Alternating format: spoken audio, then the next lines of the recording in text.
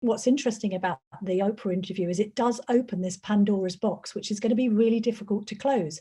We've already seen that people are now coming forward with bullying allegations because they don't like the narrative that the Sussexes are presenting. If they then go and poke the hornet's nest even further with Oprah, what then is going to come forward?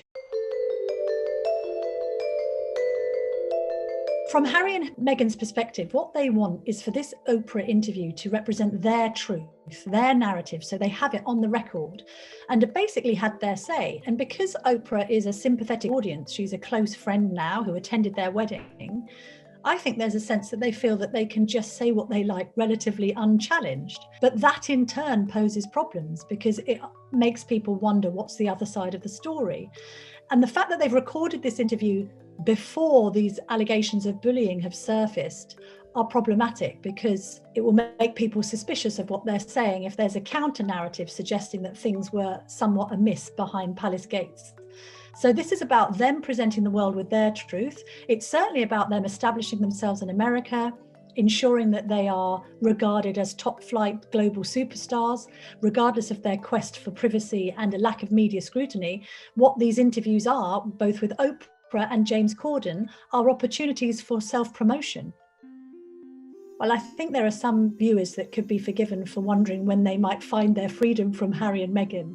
They could have gone quietly after Megxit, and they had said they wanted to live a quieter life in LA, and I think many people would have let them do that.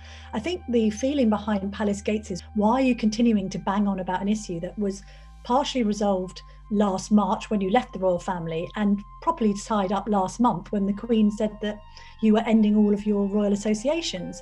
Why are you still talking about this? There are aides saying, well, we've got over it, why haven't they? And I think what's interesting about the Oprah interview is it does open this Pandora's box, which is going to be really difficult to close. We've already seen that people are now coming forward with bullying allegations because they don't like the narrative that the Sussexes are presenting. They think it's one-sided and inaccurate. If they then go and poke the hornet's nest even further with Oprah, what then is going to come forward? Who might come out of the woodwork and say, well, I disagree with the way that they've described that? So I think that by continuing the conversation around Megxit, the couple are inviting even more scrutiny, and the palace is going to have to react to that. So this is now an ongoing saga that doesn't seem to have any sign of ending any day soon. Well, I think after the interview, the couple will want to regroup and I think try and reassert themselves as philanthropic and charitable figures. There's been this argument about whether they are public servants out in the US. I think people in the UK would say, well, if you're not a full-time working royal, then you're not performing public service. There's a big difference between philanthropy and public service. I think it's a bit of a misnomer when the couple say they don't like the scrutiny. What they don't like is the negative scrutiny. They want to be famous, they want to be well known, they want to be admired and respected, and that's why they want to filter out any negative headlines.